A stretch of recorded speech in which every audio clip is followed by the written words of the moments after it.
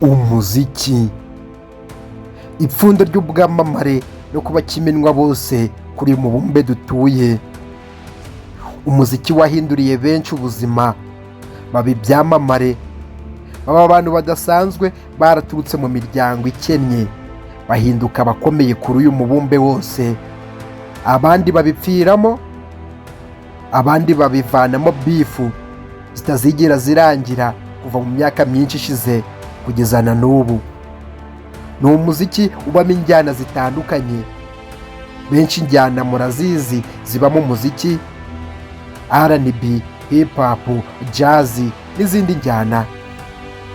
Uyu munsi ntabwo tugiye kureba amateka y'umuziki ngo uyasobanukirwe, tuzareba mu kindi kiganiro cy'ubutaha. Uyu munsi tugiye kwibanda kuri beef iri hagati y'abagabo babiri yatejwe saga na documentary yakozwe na 50 Cent, agaragaza byinshi bitagaragaye ku mbuga nkoranyambaga na byinshi byagizwe ubwiru ku buzima bwa Puff Daddy. Byose uragenda ubisobanukirwa, ugenda umenya byinshi byakozwe na 50 Cent muri iyi documentary. Ni documentary yakoze imara hafi isaha, ariko njyewe ntabwo ndi bugutindire, turayivunjamo iminota mike cyane itagera ku 10, ugenda usobanukirwa byinshi ku buzima bwa Puff Daddy ndetse na byinshi bigaragara muri iyi documentary. Iyi ni imbuga ngari y'ubumenyi, ikaba igicumbi cya buri kimwe cyose, ukagenda usobanukirwa byinshi utigeze wumva ahandi, ukamenya akantu ku kandi. Muri siyanse, ubumenyi, ikoranabuhanga, hose turahari. Kwibutsa gukanda subscribe niba aribwo bwa mbere uhageze. Iyi ni Yoshida Movie Rwanda, naho ngiye gutegura iki kiganiro, nkaba ngiye kukikugezaho. Ni Yoshida Movie Rwanda, uhaye ikaze. Mu gutangira iki kiganiro cyacu kimara iminota 10, tugiye kwibanda ku buzima n'amateka ya Puff Daddy.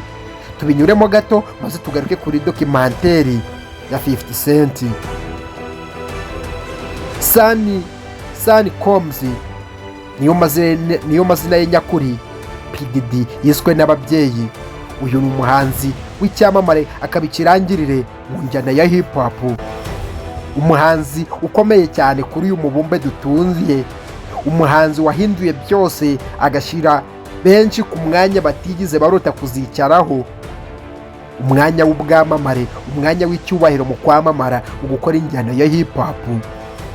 Sunny Combs cyangwa Diddy, Puff Daddy benshi mwagiye mumenya mu minsi yashize, yakurikiranwagaho n'inkiko ibyaha bigiye bitandukanye, ibyo gufata ku ngufu, iby'iyicarubozo ndetse n'ibindi byaha bitandukanye. Gusa yagiye agirwa umwere, ariko 50 Cent we yari atuje cyane, ubwo yarateguje abantu yuko hari ikibomba azasohora maze kigahungabanya imitekerereze ya Puff Daddy, ubwo azashira byinshi mu mabanga ye bitigizwe bivugwaho rumwe na benshi ndetse bitigeze bigaragara. Ibi bikaba byatumye Puff Daddy abiciro ry'imigani ku mbuga nkoranyambaga, aho iyi documentary 50 Cent yakoze yaje gucishwa ku mbuga zigiye zitandukanye, ariko aho iri kunyura cyane ni kuri Netflix. Nawe ushaka wajya kuyireba ukamenya byinshi. Ngaho nyemerera ngusobanurire byinshi ku rugendo rwa Puff Daddy kugeza aho 50 Cent amukoreye documentary isa nk'imusebya. Puff Daddy ubu ni umuhanzi ukomeye cyane muri Amerika. Umujyi wa New York ni umwe mu bahanzi bakoze injyana ya hip hop, maze akagira uruhare runini mu kuzamura injyana. Maze no mu Rwanda tukabona injyana ya hip hop bitewe n'uyu mugabo, akaboko ke mu njyana ya hip hop. Ni injyana yakoze yatumye benshi bamenyekana, harimo BJ n'abandi bahanzi bakomeye. Gusa ibi ntabwo bihagije ube wamenya byinshi bya Puff Daddy. Puff Daddy yagiye akora ibikorwa bigiye bitandukanye, aho yakoraga imiziki itandukanye benshi mwakunze kwita ama old school. Yakoranaga umurava, agakora byinshi, ariko benshi bakuranaga ntibigize bishimira byinshi yabakoreraga. Hari bamwe bamushyira mu majwi yuko yagendaga abafata ku ngufu, nubwo ibi byose byafashe ubusa ubwo yajyanwaga mu rukiko. 50 Cent mu gutegura iyi documentary yagiye yifashisha amashusho, amakuru yagiye ahabwa n'abantu be ba hafi, bakagenda bagaragaza yuko hari ibitaravuzwe rumwe ku buzima bwe, aho yashoboraga gukandamiza abakozi be ndetse akaba yabafata ku ngufu. Ibi byatumye 50 Cent yibuka byinshi, akora iyi dokimenteri ubwo yibukaga yuko yigize kuba yamufata ngo amugurire imyenda. 50 Cent yabitekerezaho akabona ashobora kuzamufata ku ngufu cyakamukorera ibya mfura mbi. Ibi ntibyavuze yuko yari ashatse kumutereta, ahubwo byerekanye yuko yajyayo byari kumubaho. Ibi byahise bituma iba imbarutso yo kwibuka byinshi no mu mateka, amwandikaho icyegeranyo gikomeye aricyo ubu ngubu ndi kugarukaho kugira ngo ugende usobanukirwa byinshi. Mu bushakashatsi mu mateka y'umuziki bwagiye bugaragaza yuko Puff Daddy yari umuntu ukomeye cyane mu muziki, na n'ubu aracyakomeye, ariko hari byinshi yakoraga bitigeze bivugwaho rumwe n'abandi. Ibi 50 Cent yagiye akusanya amakuru, atangira kugaragaza byinshi ku buzima bwa Sean Combs bwagiye ahagaragara, bigatuma imbuga nkoranyambaga zititira. Gusa hari ibyavuzwe na Diddy bitari kuvuga rumweho na benshi, aho yavuze ko 50 Cent yarengereye akaba yamukozeho inkuru kandi nta burenganzira afite bwo gukoresha ayo mashusho.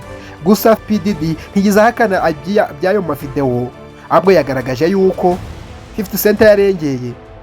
50 Cent mu kwiregura kwe asobanura yuko ibi byose yabigaragaje mu gutanga ubutabera no kwerekana yuko byinshi abantu barebera imbere atari ko biba biri inyuma y'amarido. Naho Puff Daddy yagiye ategura ibitaramo bigiye bitandukanye, ama night club, ibirori bitandukanye. Ibi byose mu byakorerwagamo ibintu bidasanzwe ariko ntibijya ahagaragara, kubera ko abitabiraga ibirori bye hari amategeko bagombaga kugenderaho. Ngo bivuze yuko ibirori bye ndetse n'ibindi bikorwa bye byakorwaga mu mwijima. Gusa ibihishwe byo biba bikwiye kugaragara, akaba ari nayo mpamvu iyi dokimenteri ya 50 Cent ikomeje kuzunguruka mu mitwe y'abakunzi b'umuziki ndetse no mu buzima busanzwe. Ibi bishobora gushyira iherezo ku buzima n'umuziki bya Puff Daddy, bitewe n'uko uyu muhanzi ukunzwe cyane akomeza kugererwa amajanja yo kuba yasubizwa muri gereza. Ibi byose biri muri iyi video bishobora kuba byamusubiza mu gufungwa, dore yuko yari yagizwe umwere, bigashyira iherezo rye kuri kariyeri. Gusa 50 Cent ni umwe utaripfana, ukora ibintu bimujemo agashyira ukuri mu bintu. Nyamara ibi byose no gutanga ubutabera. Ntabwo yigize agaragaza inkomoko y'aya mashusho, ahubwo agaragaza yuko ari abantu ba bugufi bwe bagiye bayamuha, nkaho hari amashusho ari muri iyi dokimenteri agaragaza umwunganira mu mategeko, aho yamubwiraga yuko hari ibintu adakwiye kugaragaza, yuko ari umwere, agapfundikira ibibazo bye ndetse n'ikirego cye kigapfundikirwa. Ibi byanatumye agirwa umwere. Nyamara 50 Cent we akomeje gutigisiza imbuga nkoranyambaga agaragaza yuko Diddy ari umugome, ari umuntu wakoze ibintu bidasanzwe by'icarubozo, nkaho yagiye akora ibikorwa byo gufata ku ngufu, ariko ibi byose ntibigaragare. Iyi video niba wayikunze kandi subscribe kugira ngo tuzarebere hamwe ibindi biganiro bigiye bitandukanye. Niba wayikunze isharinge kugira bimize indi mbaraga. Mu butaha tuzagaruka ku muziki, umuzi n'amateka, inkomoko y'umuziki, aho wavuye. Nubwo benshi batekereza yuko umuziki ukomoka muri Afurika, abenshi bagatekereza yuko injyana ya hip hop ari inyafurika, kubera ko uruhare runini injyana ikorwa n'abirabura.